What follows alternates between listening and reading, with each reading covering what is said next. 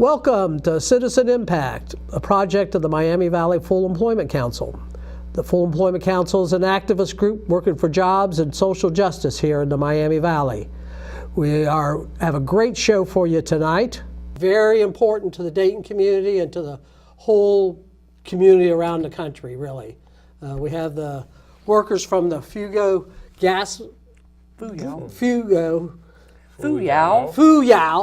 Auto Glass Plant. And they're going to talk about what's going on there here in a minute and really explain why things need to change.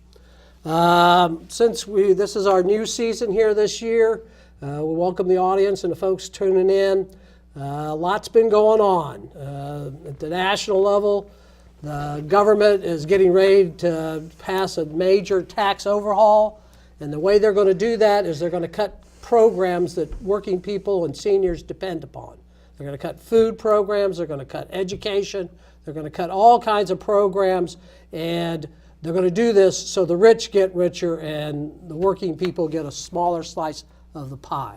And so be very careful about what you read in the paper about this stuff, because they're not really telling the American people the full truth. But these programs, everything from food stamps to the children food program to the lunch program to the seniors Wheels on Meal, all those programs are going to take major hits. And talking about hunger, this past summer we were fortunate and had former Representative Tony Hall on the show talking about hunger here in the Dayton community and around the world. But there are at least 4 countries in Africa and in the Middle East, Yemen, Nigeria, South Sudan, all are facing mass starvation. And the American government, as you would suspect, is not lifting a finger, and in fact is helping the government of Saudi Arabia starve the people of Yemen. And we need people to stand up and say, look, starving people in order to get oil from the Middle East is not good.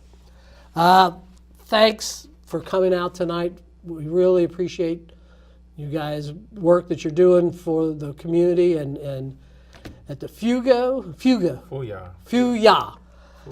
I'm not the only person that can't pronounce this.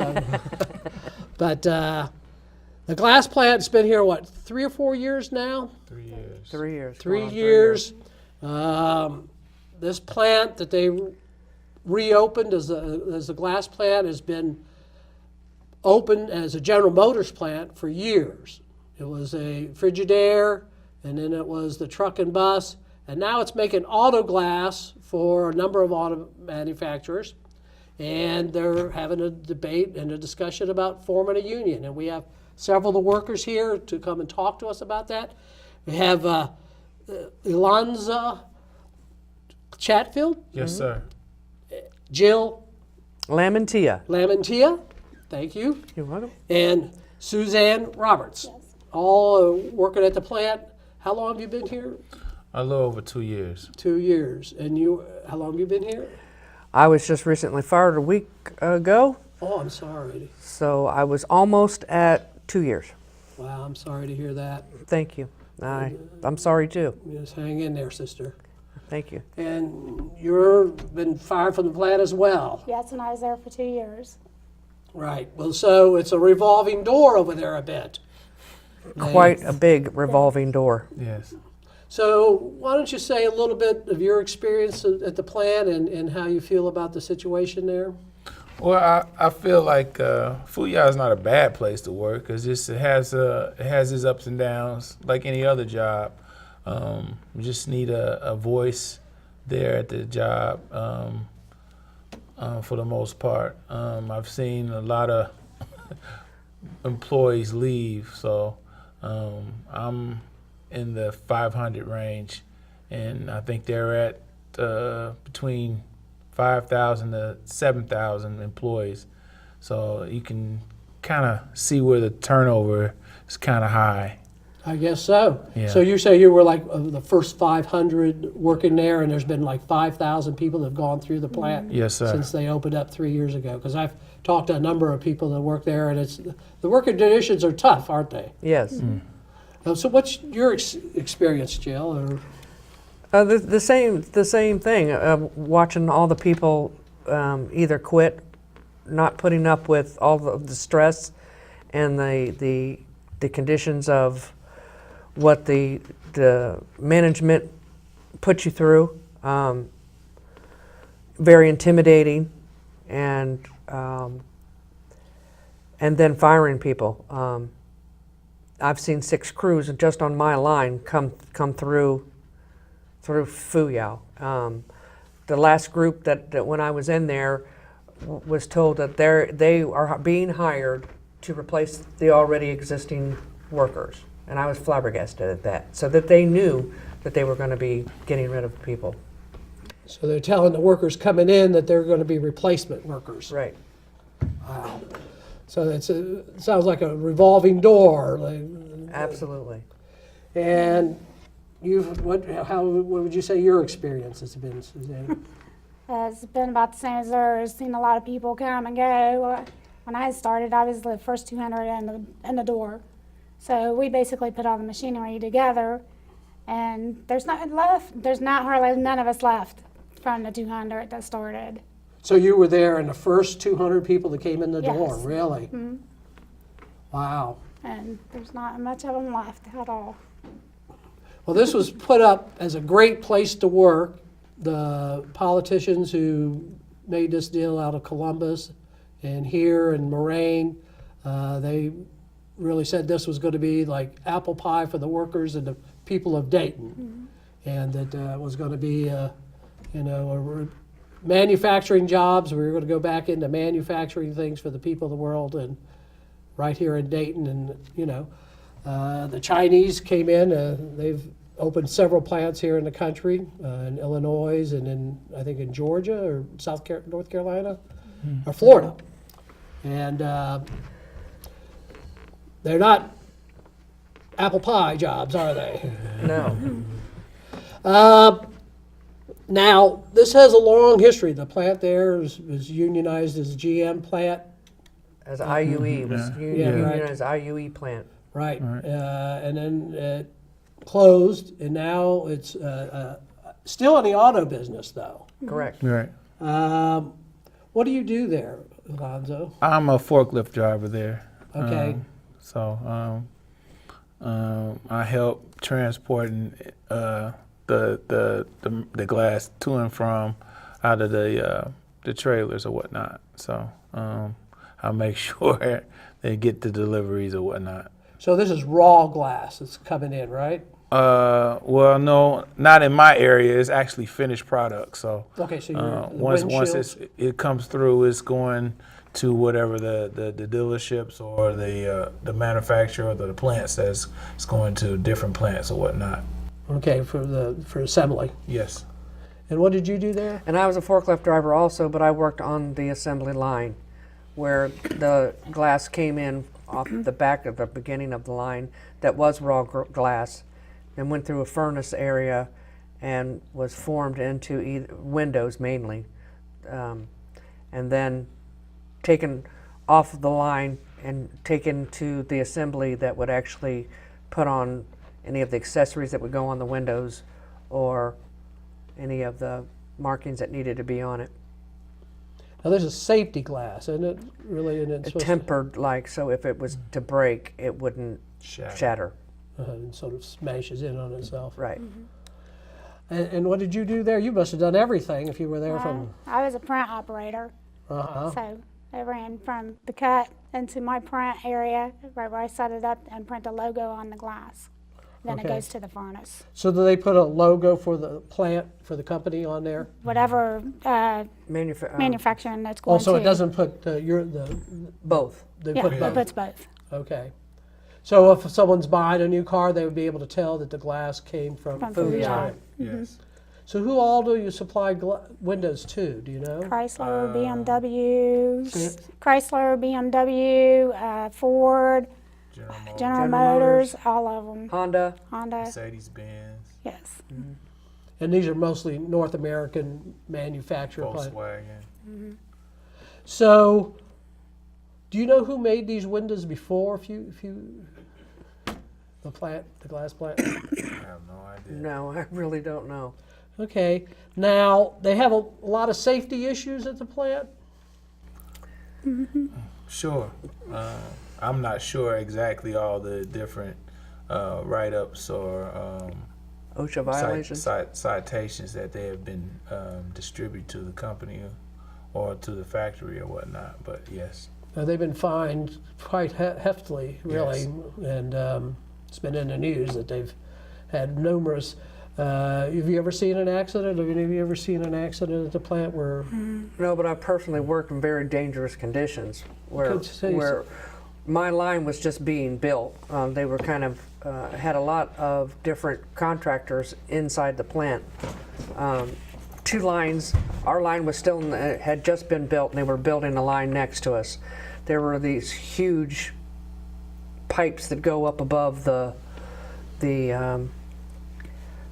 Assembly line. the line that is air pressured to cool off the glass, and booms are up on top of us, actually working on top of us, installing while the line is running.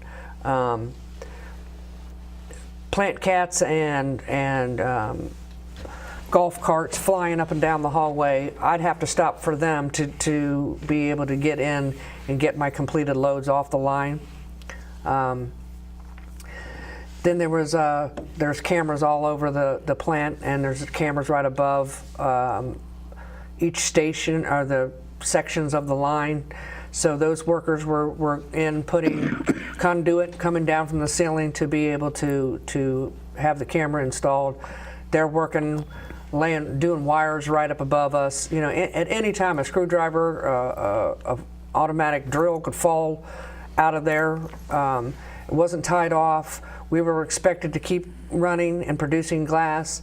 They didn't do that so much on the weekends when we weren't there. Electrical lines, power cords, it was just constant, and the stress was really, really high at that time because we're having to work within that, and the speed of the contractors flying in and out of there, it was crazy. It was crazy. So there was a lot of pressure on people to move fast and to keep things moving. Get it going, get this installed, because they want to make money. You know, Yes. they're ready to make money. Yes. Let's do it. You know, and so as they're making lines and installing equipment while the line right next to it is working, actually And so producing the glass. above people's heads, and I was talking to the other gentleman, and he was saying that they were doing stuff right above your head, and like you say, if you drop a screwdriver, it hits somebody or hits the line, it could cause damage. Right. You know, sounds like that's happened a few times. And there's another time that there was a glass buildup in the furnaces, and it coming out through the furnace. It balls up and it just gets hotter and hotter and redder and redder. It ended up catching fire. There's no extinguishers to be able to get the fire out.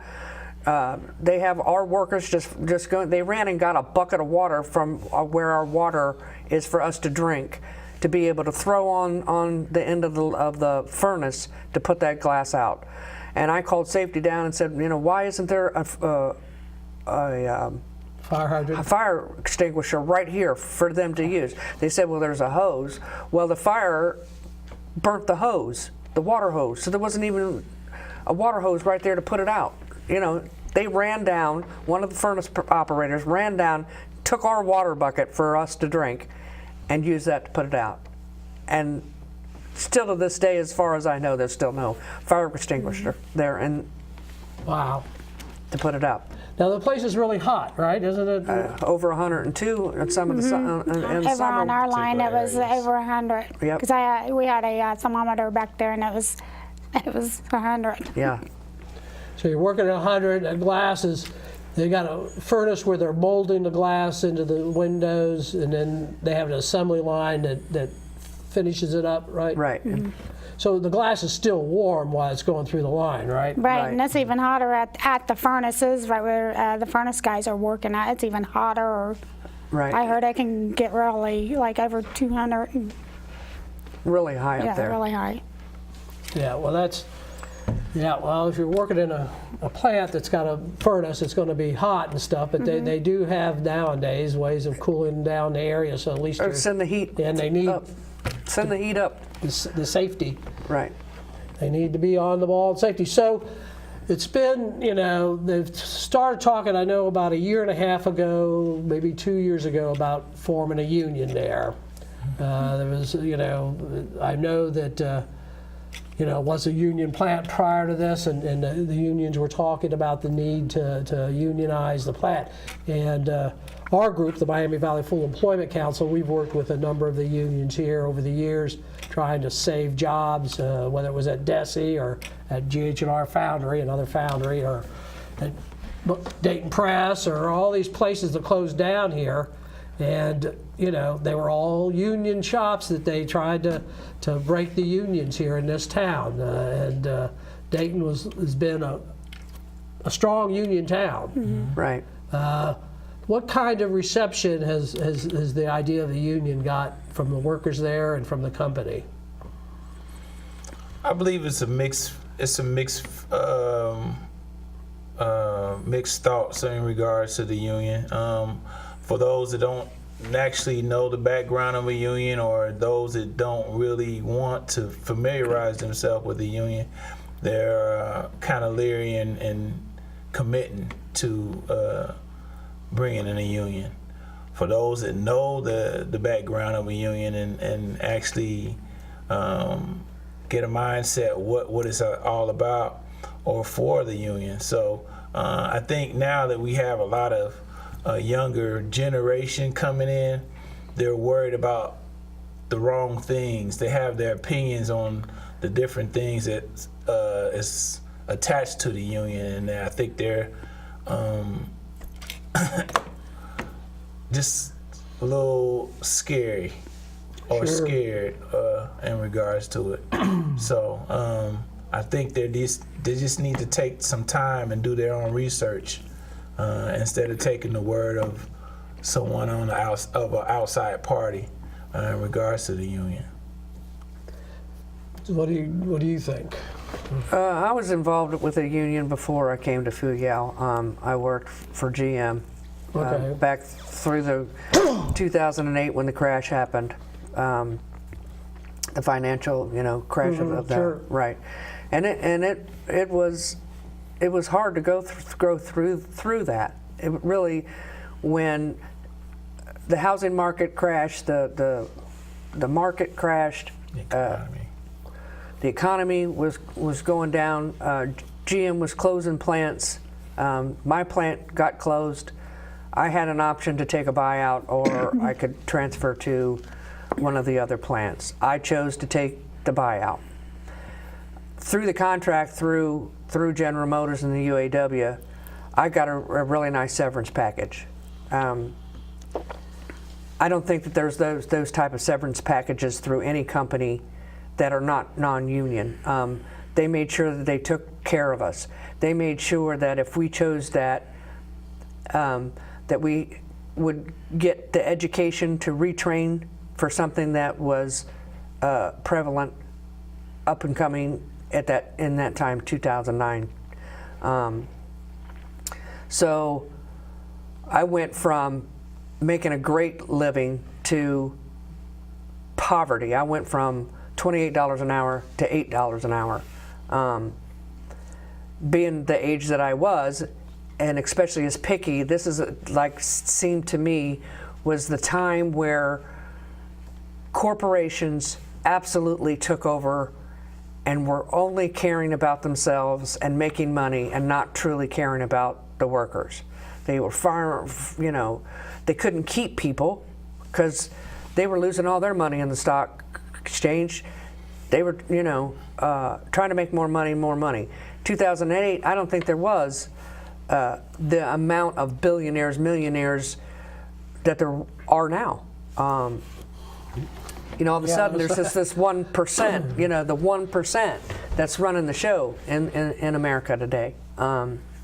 So I lived through that, and I had to do whatever I needed to do to be able to work 2 or 3 jobs. I cleaned out gutters, I babysat, I walked dogs, I did whatever I could to get that $8 up to $13, and I've kind of worked my way back now to, you know, I was great to get hired in there at $12 an hour. I was thrilled to death to get $12 an hour that they had said was going to be, you know, this great above the average market wage.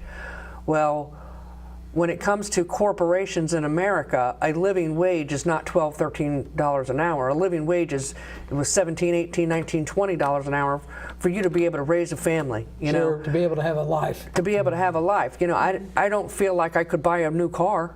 There's no way I'd have a new car payment and you know, pay my bills and be able to do anything that's other than just getting by at $12, $13 an hour. I don't know anyone that is making $30,000 a year that is having this great life, you know, that they can really help their children, their grandchildren live the American dream. You need more than $30,000 a year to do that. And Sure, to have a real, you know, you might have a roof over your head at $30,000, but that's all you're going to have. Right. If You have a broken down car that you're going to worry about. Right. And the worst thing is you have to go to the doctors or something like that, or your kid has to go. Right. If you have to pay for medications, you know, or if you have a child that special needs or anything like that, there's no extras monies. You know, there's enough for you to barely get by, and that doesn't mean that you could, you know, live the American dream. I'm not saying that I want more than what I deserve. I'm not saying that I want, you know, this extravagant income that is you know above what the educated 4-year degree people do. But I still would like to be able to make a living wage. Sure. Well, the Full Employment Council believes everybody should have a living wage, and people, if you're working in a plant like that, you should make better than a living wage. Right, right, because you're putting your life in danger every day. See, now this thing we talked about young people and unions. Now, what kind of stuff is the company saying about the union and the plant? Are they? Of course, they're against it. So I mean, they feel like they're infringed on some things that, you know, that they don't want the union, of course. So, you know, that puts in a position where we don't have any control. The company is in control of everything and say so on our benefits, things of that sort. What we can say, what we can't say in regards to how we feel about certain things or certain jobs. So, you know, of course, the company is going to feel that way. It's more beneficial for them. And I think at some point, you know, you have to take, like you said, the people, take them in regards to, you know, because we're the ones that's building the company. Sure. So, you know, if you take care of your people going to take care of you.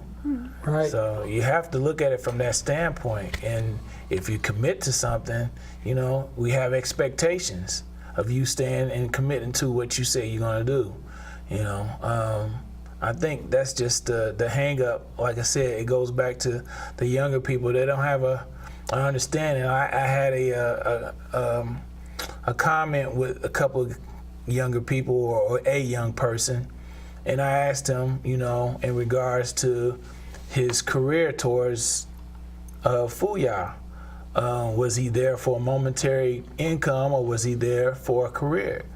And he basically said he was there just to make money for a short period of time because he was trying to do something else. But the something else was a skilled trade. He wants to be an electrician. So, Sure. you know, Well, what's the possibilities of you being there working as a skilled trade maintenance person? You have to look at it as some aspect of how is this going to be beneficial for me. Sure. Well, that's, you know, they broke the unions in America back in the 70s and the 60s.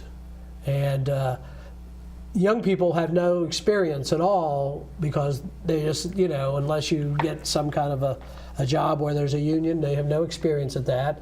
And it's part of freedom. When you go into the shop, they take your free speech away. They take your right all kinds of rights away from you because you're under the boss.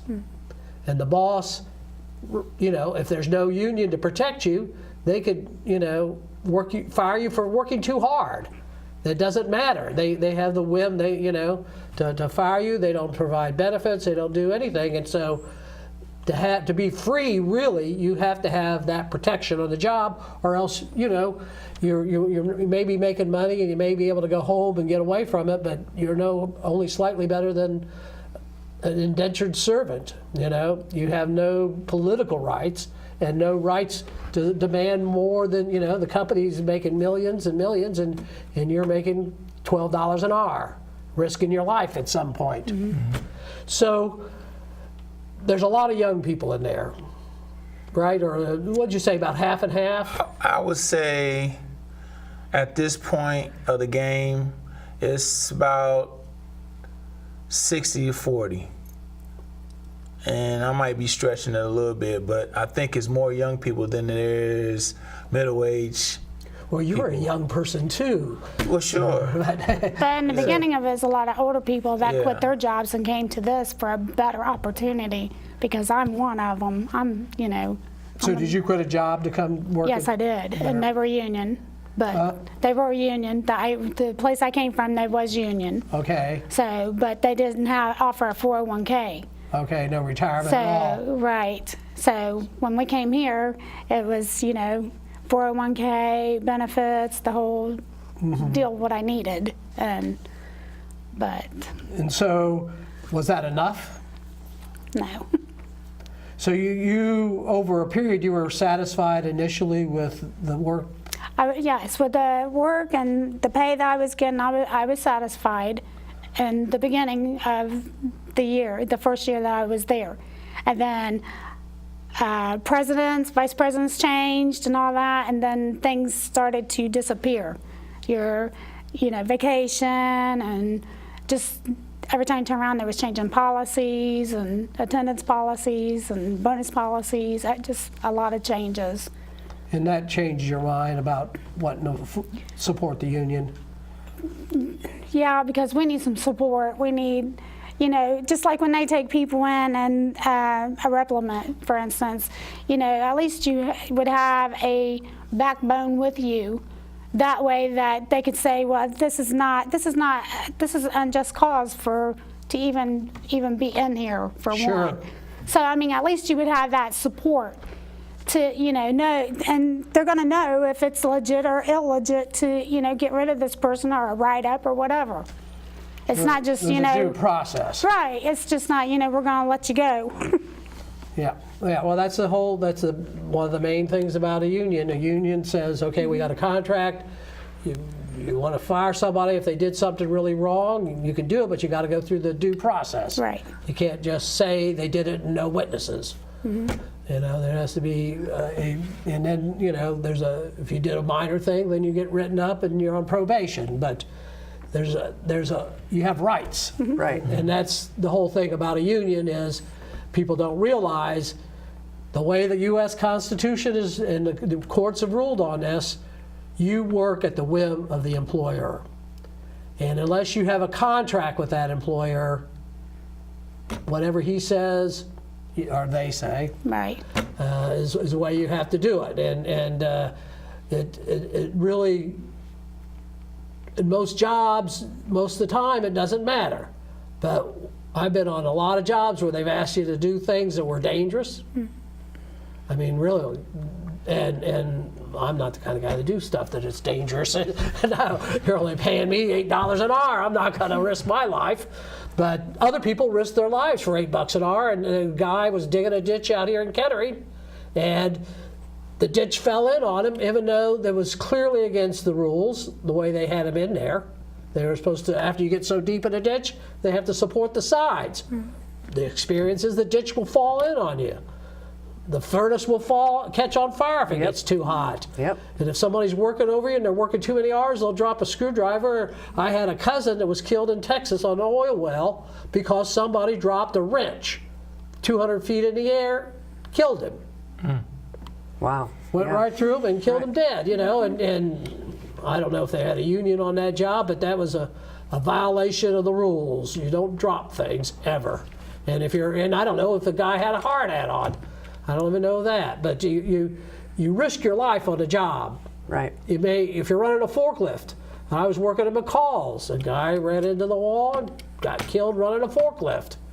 You can get killed a lot of different ways on the job. The United States has more people killed on the job than practically anywhere else in the world because it's all wild and loose here. Yeah. Nobody's breathing down their necks, and you're expendable, I'll say Yes. that right. So we got this big vote coming up. The UAW, the United Auto Workers, have been here for many, many years, and it's got. I've known people that worked with them, and they're a very decent organization. And it is a matter of freedom. Young people don't realize, and like you say, that you're at work, your freedom. What we as Americans count, you need to be free at work as well as off the job. So. You were out of there 2 weeks ago. Do you think it had anything to do with the union that they got rid of you? I mean, I'm pretty certain that it is because I was written up right before that. I'm on Fuyao Forward on the website, and all the people that are organizers, volunteer organizing committee, is on the Fuyao Forward website, and our pictures is on there, and almost everyone that is in the picture is pretty much gone. So they're actually targeting seems to be those people. Have you filed a grievance? Yes, Okay. I filed a grievance.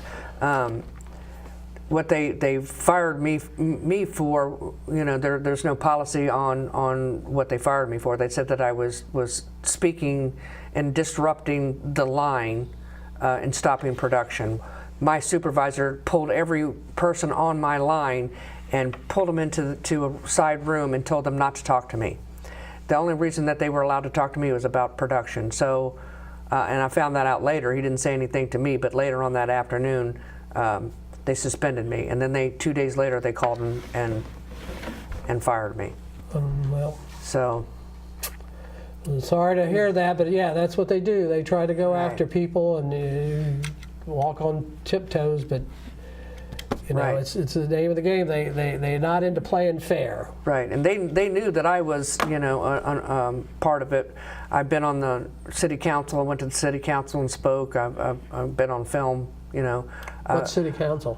Moraine City Council went and spoke Okay. with them. That was aired. I spoke with Channel 7. I was on the news the week before that, and so I was publicly known for being a union supporter. Union patriot. Right. Right. It's fighting for that freedom on the job. Right. Well, it's, like I said, we've come a long way, and this is a historical moment for the people of Dayton and for the people that work there. And we want to let you know and the people that have been a part of this that there's a lot of people in the Dayton community are rooting for you. And really say that this is what we need. We need this all over the community, and we appreciate your effort. We're going to, okay. So, what kind of experience, do you have any other story that you'd like to share with the people that's happened to you while you were there? One thing that I would like to share, and what was the big turning point for me that really got me involved in the union, was a coworker of mine on the line got sick and went to the hospital. He had diverticulitis, he had blood clots within him, and was in the hospital, and they fired him at the hospital. And he was, very worried about his health, let alone, his job. They ended up bringing him back about 6 weeks later. He was back on the line, and then when he was back on the line, he was intimidated by the management, and they kept overseeing him. They were right over his shoulder, constantly over his shoulder, pointing out, you did this wrong, you did this wrong, you did this wrong. They said that it was training, but their training wasn't training. Their training was, I'm pointing out this wrong. Harassment. It was really harassment. And he tried so hard. He tried so hard. To see him so emotional, to say to him, you know, I'm looking at this glass. I'm making sure that I'm checking it as best as I can. And then now you're coming up and telling me that I'm going too slow. If I go too fast, then it's easy for a mistake to happen. There might be a scratch on this glass. If I go too slow, you're telling me I'm going too slow. You know, he had it. He had it. And to see people going through that, it is sad. It is so sad that and why? That's what I don't understand. If we want a successful company, if we want a world class leader in the world, and we want to be number one, you don't treat your people like that. You know, we'll be behind you. We'll want to be the best that we can be. We want to make sure that everybody knows. We'll scream from the high mountains, you know, that we made this glass. You know, my ex-husband was a roofer, you know, and he got to put on the Dayton Art Institute. Every time he drives by the Dayton Art Institute, you know, I put that roof on there. That's Sure. something that I wanted to feel, you know. I wanted to be able to feel. I see that BMW, I made that BMW glass, you know. Absolutely, yeah. That's what I wanted. Yeah, exactly. And it sounds, yeah, and you said there's like, they've turned over 5,000 workers since the plant opened. It's that, you know, between the working conditions and harassing people, nothing, you know, we've seen lots of people who've lost their jobs, and it's the most psychological thing that you can go through. And I guess you guys would know that your whole identification, you know, is with the job part. You know, you're making money there, you're doing that. But even if you're only there a little time, I've worked jobs where I was there just a little while, you know, and you always feel a part of it. You always become a part of it, and then when you're gone, it's like part of you, and there's a whole period of adjustment and change that has to happen. And I wish you luck with whatever change comes, and hopefully this is such the community on a path towards changing in a way that helps everybody, you know. But you know, you and a worker need to be respected. You need to feel pride in your job, and if they're not giving you that and they're just giving you the grief, then you're going to feel bad on the job, and you're going to feel bad afterwards because they're not giving you what you deserve. Well, I just want to state this, and I can't speak for Suzanne, I can't speak for Jill, but I don't want people thinking that we're anti-Fuyao. Sure. We're grateful for those jobs. We're grateful for the jobs that Fuyao has supplied and established there. But in the same sense, like we were saying, we just want to be a voice. We want to have the respect. We want to be known or have that fact, that commitment saying, hey, you guys did a great job. This is your reward. Or, hey, this is what's going on here at this job. And, you know, it's out on the table. You know what you're dealing with. Sure. It's a You group have that effort. option. You have that option. Either you're gonna work here or you don't want to work here. But at least we know, and not have things change up from Sure. day to day, or from week to week, from month to month, from year to year. You know. So you know, I said that to say this. I'm grateful for Fuyao, but in the same sense, I want Fuyao to be saying, hey, you know, this is where we're at, and this is what we're going to commit to. And we want you to have pride in your work. We want to be the #1 glass company in the world. And we have great people working for us. So, I mean, It's a kind of relationship you want? Absolutely. Right. You want a mutual respect and mutual admiration for what you're doing, you know, and it does take both to make it really work. it goes And hand in hand. We got a little bit of footage of the plant and stuff, and we appreciate you guys being on here. We have one more worker we're going to bring up here, and then we're going to go on. But hang in there, and keep plugging away at it. And you're right, it's got to be a mutual thing. It's got to be workers and management together, or else it's a conflict. Right. So can we show the video for a second? And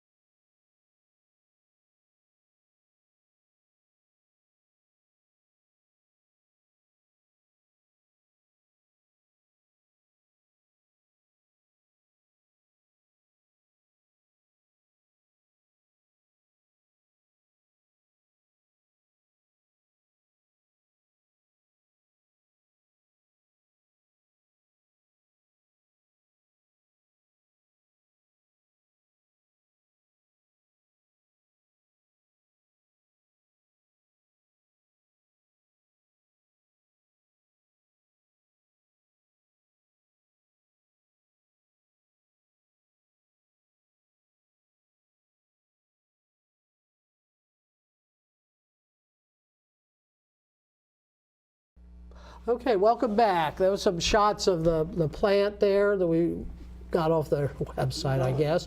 But we got Ken Hayes. It's been, how long you worked at the plant, Ken? Been over 2.5 years. So you've been there longer than anybody here. I was in the third group. You were in the third group when they opened up, huh? Yes, sir. So what's your impression of the plant and stuff? Fuyao can be successful, a great company, but right now there's a level of trust that's violated that needs to be restored to the workers.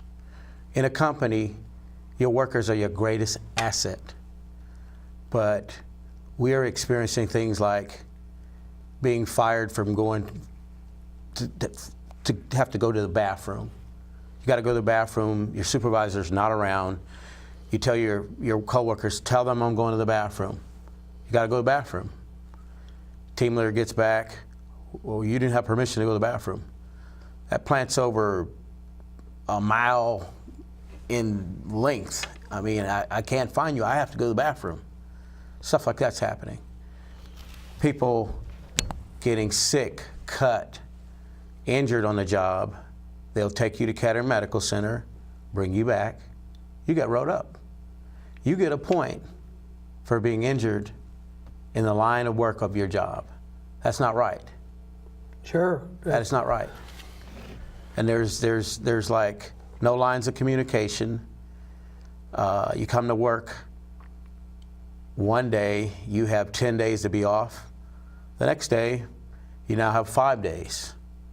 So they're always changing things on you. Changing the policy, not even issuing. I got a rule book when I started. I got a manual. I was in the third group. They're no longer giving out manuals because it's changed so many times. Really? And that's why we need a union there. We need a union there because we need respect for them to follow rule of law. You're in the United States. You have equal opportunity laws for all people, women, men, elderly people. Everybody has opportunity in this country. But at Fuyao right now, that's not, the rule of law is not going out. And trust has been violated. So do you feel like the company is not really mutually trusting the employees? I just think they're not committed to the things that they need to commit to as far as the people, you know, and I think that's one of the priorities or one of the reasons why the union came about, because of the change of policies, the dictatorship, and the, you know, things. It's not going according towards or going towards the plan that initially it started out to be. Like Ken was saying, you know, we don't have a handbook. You know, I mean, we have So one. did but they take the handbook and discontinued it, or did they just say, don't worry about it, or what? it's, Oh, go ahead. Go on. it's just changed so many times. There's no concrete black and white, for lack of better words, in regards to what's good, what's bad, what's not to be done, what is supposed to be done in regards to the company. So, you know, what guidelines are we supposed to go by if you keep changing things? You know, you want something concrete. Sure. know. That's one of the basic things in relating to everybody. You need to know your boundaries without saying, here, this is what you can do, what you can't do. And, you know, being able to go to the bathroom, that's a given, you know. That's something you got to be able to do. And if someone's there and you can't tell them you're leaving, then you just tell your coworker. It should be fine. Me and Ken have been there, like he's been there over almost going on 3 years. I've been there almost 2.5 years, and the policy has changed. I understand it's a startup company. That's understandable. We understand all that. But And it started out well. When we started, it was a good place. That first year, they would assess workers, give you an evaluation. Things were going good. We initially had an hour lunch because there's no food places close. And they promised they were going to bring food vendors in, have food in the plant where you could get, because that plant's huge. It might take you 10, 15 minutes to get to the parking lot. Sure. And then, then it went to 30 minutes, and the restaurant is never open. They never opened that So restaurant. they have a cafeteria? You got vending machines, we have a break room. a break room with vending machines, and it gets smaller. Or they eliminated one. You remember the one jumbo one they had, and they just got rid of it. And right now, I don't know about his side of the. I'm sorry. I didn't realize it was something like that. Okay, Teeks. Okay, go ahead. I do not want to be on TV. Okay. What was your last question again? Go ahead. Well, you were talking about the break rooms. They don't have a cafeteria. The whole thing with That was a mistake. I didn't. the conditions, that's always what makes a big difference with the workers. Well, like I said before, the workers are the greatest asset of company. If you can't get lunch or have enough area to store your lunch or go out and get lunch, I mean, what's going to be your attitude? You're not going to be the best working employee if little simple things like that Sure. are not addressed. You Sure. know? Well, those are the two big things, really. If they're doing that and they're harassing people and firing people with a huge turnover, then you don't have. Now, the union has support in the plant amongst a lot of the workers there, right? Absolutely. And so the vote starts tomorrow. Yes. Yes, sir. And we'll know in a couple days here what's going on, but it's really for the whole community that the workers are working there. It's for the future, it's for the past, it's for the people that were there, it's for everybody. I have something to say. Go ahead. For the community of the greater Dayton area, wouldn't it be great to say Fuyao is a great place to work? Man, I want to work there. Okay. Instead of 5,000 workers are no longer there, just to get 1,500 workers. My clock numbers, his is, and we've seen all this. We've seen all this stuff occur.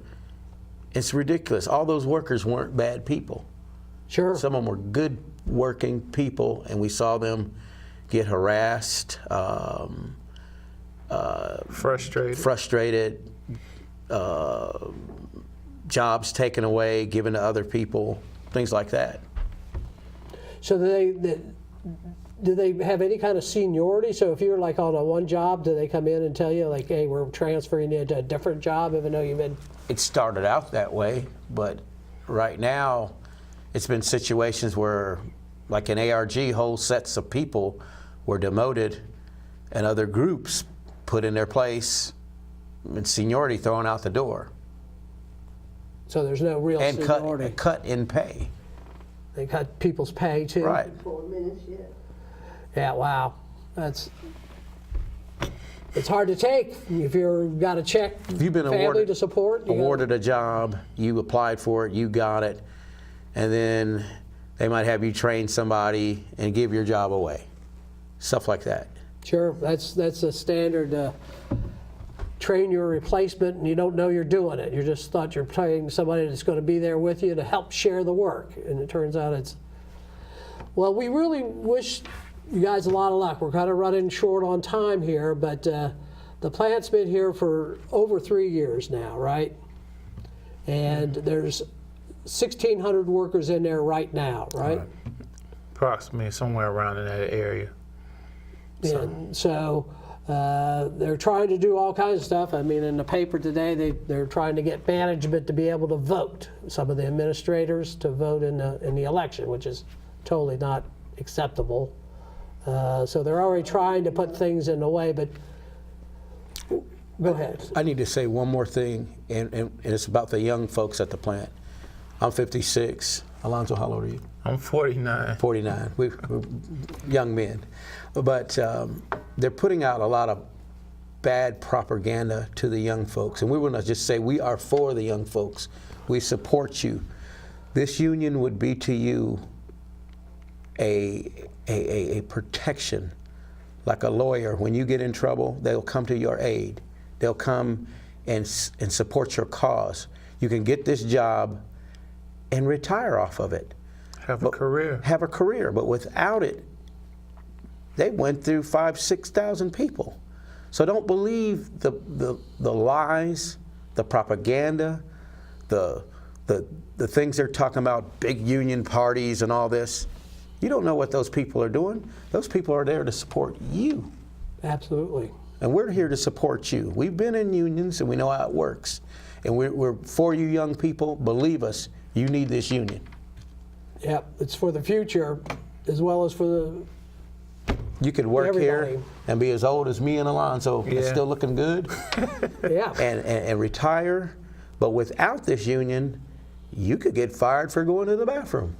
Yep. Or getting sick and going to the hospital or getting hurt on the job, and they can get rid of you indirectly, but sounds like the guy that he's You have no talking- protection. there's Just to harassment. piggyback off of what Ken was saying, and I don't want to have it as a misquote, but I when I said that the young people were having mixed feelings, I think that they're just uncertain about their future, and I think if they're wanting to have a career, that could be a great place to work, and it will be a great place to work, But like I said before, we just need to have a commitment and say something that, hey, this is Fuyao, and we're here to stay, Absolutely. and we're here to back up our people. This is you people are a foundation of our company. Sure, exactly, and that's why they need to have an equal relationship and not just a top-down one. Thank Ken, Alonzo. We really appreciate you guys. We wish you all the luck and support of the community here. And Citizen Impact and the Full Employment Council is in your corner, and we'll look forward to having you back here sometime in the near future and talking about this, what will be a great victory for all of Dayton. To Pray have for us. a union, yes, definitely at the plant there. So Thank you. thank you very much. Keep up the good work, and Thank you. this is the first round in a big fight. It won't be over with the vote, but it'll be a major step forward. So thank you. And for Citizen Impact and the Full Employment Council, we wish the workers down there and the workers all throughout the Dayton community a great Thanksgiving, and stand in solidarity for jobs, social change, and for freedom for everybody here and around the world. Amen.